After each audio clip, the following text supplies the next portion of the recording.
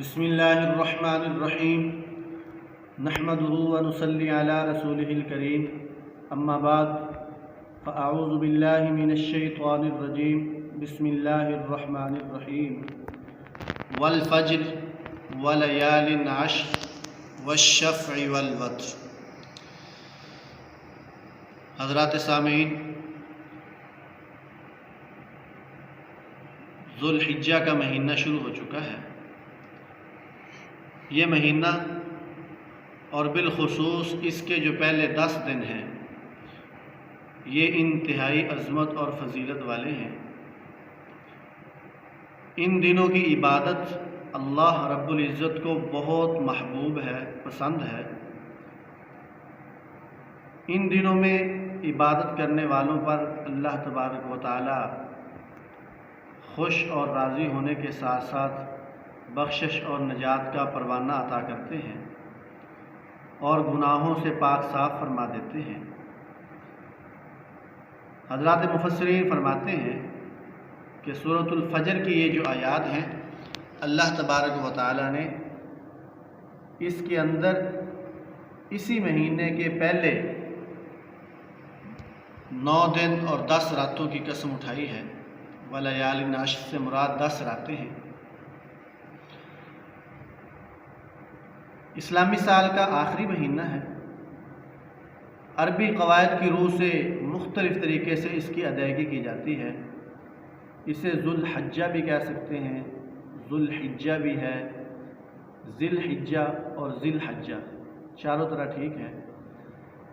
ذو میں والا اور حجہ کا مطلب ہے حج، حج والا مہینہ۔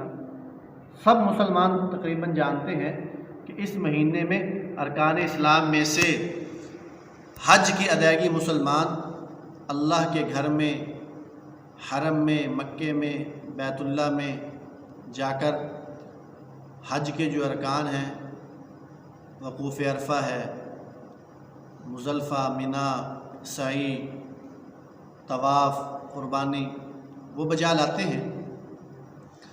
تو اس لیے اس کو ذو الحجہ کا مہینہ کہا جاتا ہے۔ اور ایک معنی اس کا یہ بیان کیا کہ حجہ کا معنی ہے آخری، تو گویا کہ یہ سال کا آخری مہینہ ہے۔ حج کا معنی انتہا، سال کی انتہا ہے۔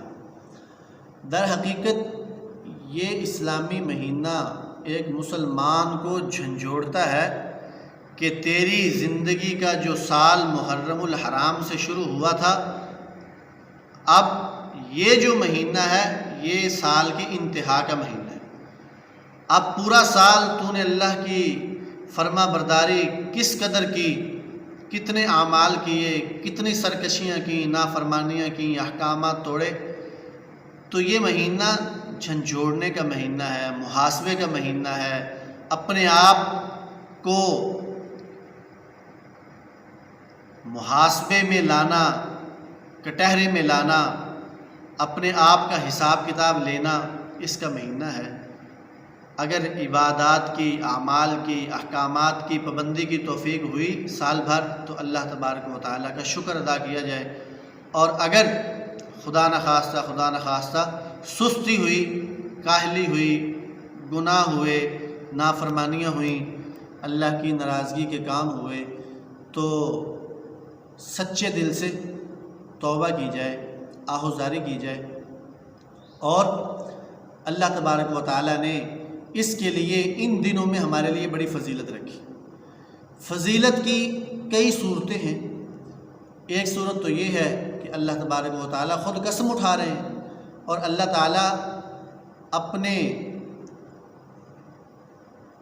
ان مہینوں اور دنوں میں، اوقات میں اپنے بندوں کو نوازنے کے لیے خاص دنوں اور اوقات میں، وقتوں میں برکتیں، سعادتیں، فضیلتیں رکھ دیتے ہیں تاکہ میرے بندے جو ہیں وہ میری طرف متوجہ ہوں اور میری رحمتوں سے مالا مال ہوں۔ تو اس لیے اللہ تبارک و تعالیٰ نے اس کی عظمت کو، بلندی کو، شان کو، رفعت کو، اس کے احترام کو، اس کی حرمت کو ظاہر کرنے کے لیے، واضح کرنے کے لیے، بیان کرنے کے لیے اللہ تبارک و تعالیٰ نے قسم اٹھائی، والفجر وليال عشر، صبح و صادق کے وقت کی قسم، فجر کے وقت کی قسم، اور ان 10 راتوں کی قسم۔ تو اس اعتبار سے یہ بڑی اہمیت والے ہیں۔ دوسرا اس اعتبار سے اہمیت والے ہیں کہ فریضہ حج کی ادائیگی کے یہ ایام ہیں۔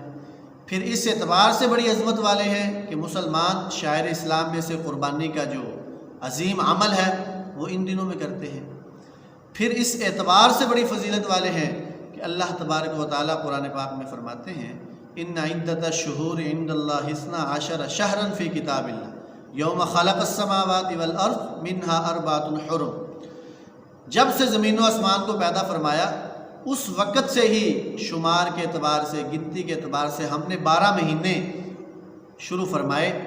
اس وقت سے لے کر اب تک یہ 12 مہینے چلے آ رہے ہیں، وہ قمری ہوں، یہاں مراد قمری مہینے ہیں، وہ شمسی ہوں، جنوری فروری جو عیسوی کیلنڈر ہم شمار کرتے ہیں، وہ بکرمی ہوں جو دیسی مہینے استعمال کرتے ہیں ہم، یہ اسو کتے یہ والے مہینے۔ تو اللہ کی قدرت دیکھیے کہ آج تک کسی بھی سن کے ایجاد کرنے والوں کو یہ قدرت، یہ توفیق، یہ بات نہیں پیدا ہو سکی کہ وہ ان 12 مہینوں کو 13 شروع کر دیتے، 13 مہینوں کا سال، یا 12 کو 11 کر دیتے۔ تو اللہ رب العزت نے جو متعین فرما دیا وہی چلتا آ رہا ہے۔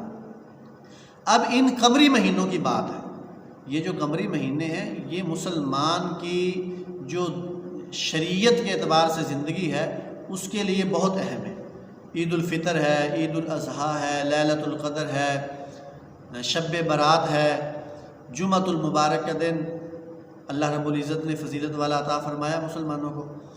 تو یہ جتنی تاریخ کے اعتبار سے فضیلتیں ہیں، سعادتیں ہیں، حج کی ادائیگی ہے، قربانی کی ادائیگی ہے، زکوٰۃ کی ادائیگی کا جو حولان حول کا حساب ہے، یہ سارا کا سارا اسلامی کیلنڈر کے اعتبار سے۔ اس لیے علماء کرام فرماتے ہیں کہ مسلمانوں کی ایک جماعت کا اس طور پر ہونا کہ وہ اس قمری کیلنڈر کی حفاظت کرے یہ واجب ہے، یہ فرض کفایہ ہے۔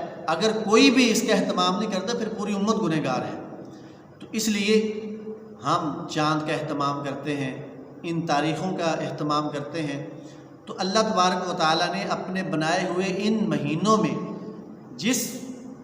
جن مہینوں کی فضیلت کو، حرمت کو بیان کیا قرآن پاک میں، فرمایا وَمِنْهَا 4 حرم، اور نبی کریم صلی اللہ تعالیٰ علیہ وسلم نے اس کی وضاحت فرمائی کہ یہ ذی قعدہ، ذی الحجہ، محرم، یہ 3 متواتر مسلسل 3 مہینے ہیں، اور چوتھا مہینہ رجب المرجب کا ہے۔ تو ان مہینوں کو اللہ پاک نے عظمت والا بنایا۔ پھر ان مہینوں میں بھی جو عشرہ ذی الحج ہے اس کی بڑی فضیلت اور اہمیت ہے۔ اب ایک ذہن میں یہ بات ہمارے آ سکتی ہے کہ بھئی ان مہینوں کو فضیلت کی حکمت کیا ہے، کیوں اللہ پاک نے ان کو سعادت اور فضیلت عطا فرمائی؟ رمضان المبارک کے بعد جو یہ عشرہ ہے اس کی فضیلت سب سے زیادہ ہے۔ رمضان کے بارے میں تو فرمایا کہ وہ سید الشہور ہے، مہینوں کا سردار ہے، اور حدیث پاک کے اندر آتا ہے اعظمھا و حرمھا، عزت کے اعتبار سے اور حرمت کے اعتبار سے، عظمت کے اعتبار سے ذی الحج کا مہینہ سب سے افضل ہے۔ تو میں یہ عرض کر رہا ہوں کہ بھئی اللہ تبارک و تعالیٰ نے کس حکمت کے تحت ان مہینوں کو یہ فضیلت عطا فرمائی۔ یہ اب سے نہیں ہے، گزشتہ تمام امتوں میں اسی طرح ان مہینوں کا اعزاز و اکرام تھا، بلکہ گزشتہ قومیں جو تھیں وہ بگڑی ہوئیں، جنگ و جدال کرنے والی، دشمنیوں پہ لڑائی جھگڑے کرنے والے، لوٹ کسوٹ کرنے والے، اور ہر قسم کی انسانوں کی ساتھ ظلم اور زیادتیاں جو کی جاتی تھیں۔ لیکن اس سب کے باوجود وہ لوگ ان مہینوں میں ان تمام برے قبیح افعال سے بچنے کی کوشش کرتے تھے، حتیٰ کہ وہ پہلی گزشتہ امتوں کے لیے جہاد بھی ان مہینوں میں منع تھا۔ ہماری شریعت میں جہاد کی اجازت ہے۔ تو اصل بات جو ایک حکمت سمجھ میں آتی ہے وہ یہ ہے کہ شوال سے حج کے مہینے شروع ہوتے ہیں۔ شوال، ذی قعدہ اور ذی الحج کے جو پہلے دن ہیں 10 دن، تو یہ جو مہینے ہیں اس میں مسلمان شہروں سے، ملکوں سے، دور دراز علاقوں سے اپنے توشے کے ساتھ، زیادہ سفر کے ساتھ اپنے ساز و سامان کے ساتھ اللہ کے گھر کے لیے آتے تھے، فریضہ حج کی ادائیگی کے لیے آتے تھے، تو جس طرح کا معاشرہ تھا، جو قبائلی نظام تھا، جس کی لاٹھی اس کی بھینس، اور جس قدر شر تھا، اور مختلف لوگ جو لوٹنے والے، ڈکیتیاں کرنے والے، چھیننے والے، وہ جنگلوں میں، راستوں میں، چوراہوں میں، ریگستانوں میں موجود ہوتے ہیں، تو اللہ تبارک و تعالیٰ نے ان مہینوں میں عظمت اور فضیلت رکھ کر ان کو حرمت والا بنا کر اپنے آنے والے مہمانوں کا دفاع فرمایا۔